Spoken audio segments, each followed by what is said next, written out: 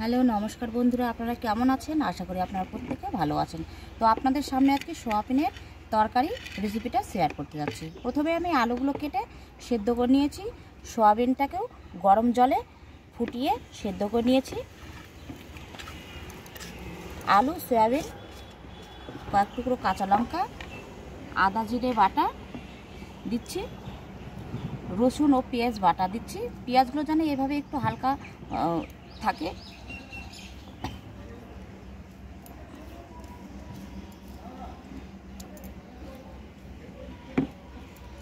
এখন আমি পরিমাণ মতো নুন দিয়ে দেব। নুন,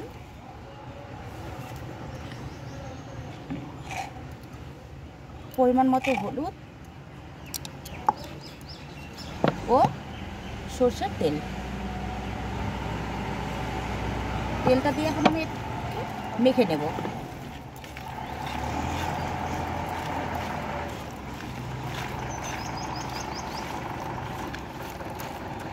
এইভাবে আপনারা বানিয়ে খাবেন বন্ধুরা, মাংসর থেকে বেশি ভাত খাওয়া যাবে। দেখুন মাখানো খুব সুন্দর হয়ে গেছে। এখন আমি কড়াইয়ে তেল দেব। তেলটা না, তেল শুকনো লঙ্কা দিচ্ছি আর জিরে ফোড়ন দিচ্ছি। এখন আমি মাখা দিয়ে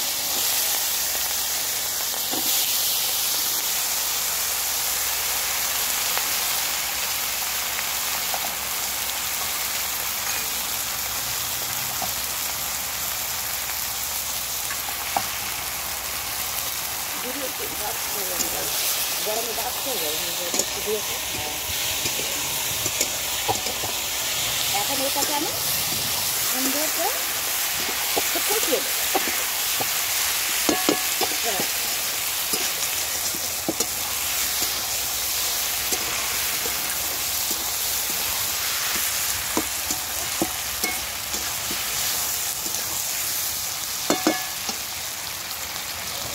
দিয়ে এই মশলার জলগুলো এখন আমি প্লেটটাকে ধুয়ে আমি দিয়ে দিচ্ছি।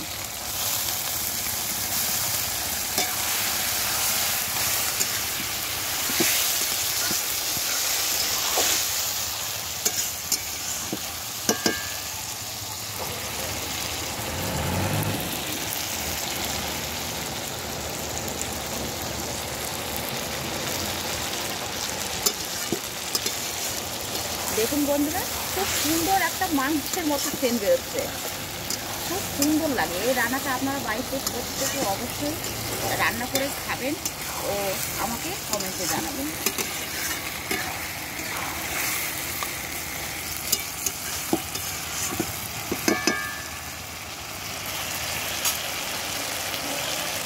এখন একটু ঢেকে দিচ্ছি।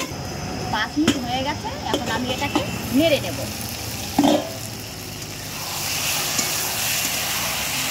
দেখুন বন্ধুরা, সয়াবিনগুলো খুব সুন্দর দুমদুম হয়ে ফুলে গেছে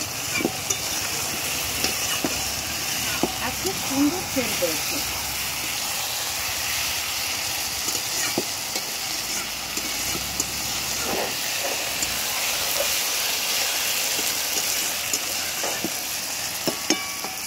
মশলাটা ভাজা হয়ে যাচ্ছে, দেখতে পাচ্ছেন তেলগুলো ছেড়ে দিচ্ছে।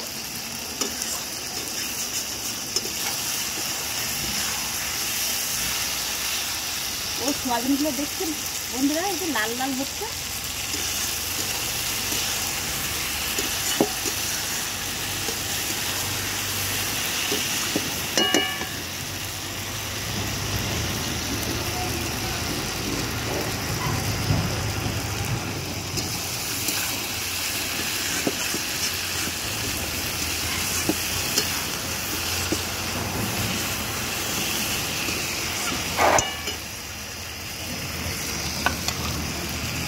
এখন আমি বন্ধুরা পরিমাণ মতো জল দেবো। এটাতে বেশি জল দেওয়া যাবে না।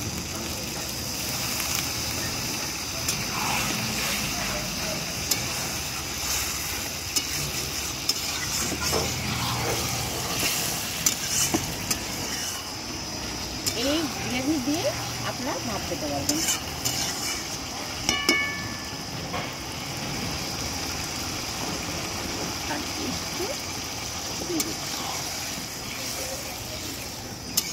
যেহেতু আমি ডাল করেছি, ডালের সাথে এটা মাংসের মতো মাখা মাখা হবে, তাই জন্য আমি বেশি পাতলা ঝোলটা করলাম। এটা মাখা মাখা হবে, যেন ভাত মেখে মেখে খাওয়া যায়।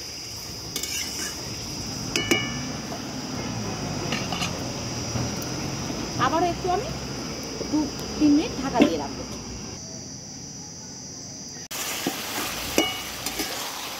দেখুন বন্ধুরা, পুরো সুন্দরভাবে সেদ্ধ হয়ে একদম ডুমডুম হয়ে ফুলে গেছে। দেখতে পাচ্ছেন, দেখতে খুব সুন্দর হয়েছে। আমি এইটা এইভাবেই করবো, কারণ আর বেশি শুকাবো না, যেহেতু ভাত দিয়ে মেখে খেতে হবে।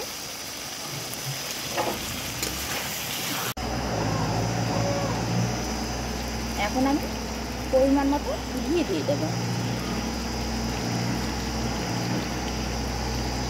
ঘিটা আপনারা যে যেমন খান সে পরিমাণে দিলেন, যেহেতু আমরা একটু ঘি বেশি খাই, তাই জন্য আমি একটু ঘিটার পরিমাণটা একটু বেশি দিয়েছি।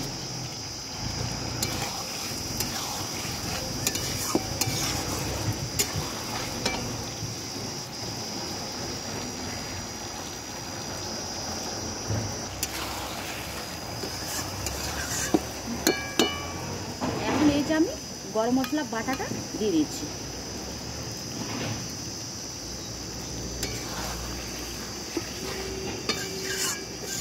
গরম মশলাটা পরে দিলাম এই কারণে যে সেন্টটা যেন চলে না যায়। এখন আমি এটাকে নামিয়ে নেব। এই যে এখন এটা আমি নামিয়ে নিচ্ছি।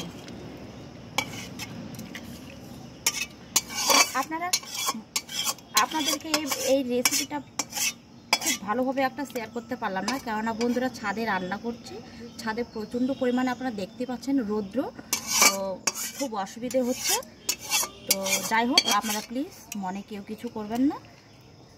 তো আপনারা এইভাবে দেখুন, খুব সুন্দর বন্ধুরা, আপনারা বাড়িতে এইভাবে মাংস। এই যে পুরো রান্না কমপ্লিট, দেখতে পাচ্ছেন বন্ধুরা। হ্যাঁ, বুঝতে পারছেন না আপনারা?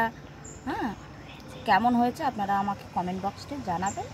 ও তার জন্য ভালো ভালো রান্নার রেসিপি আমি আপনাদের সামনে আবারও চেষ্টা করব নিয়ে আসার। টাটা।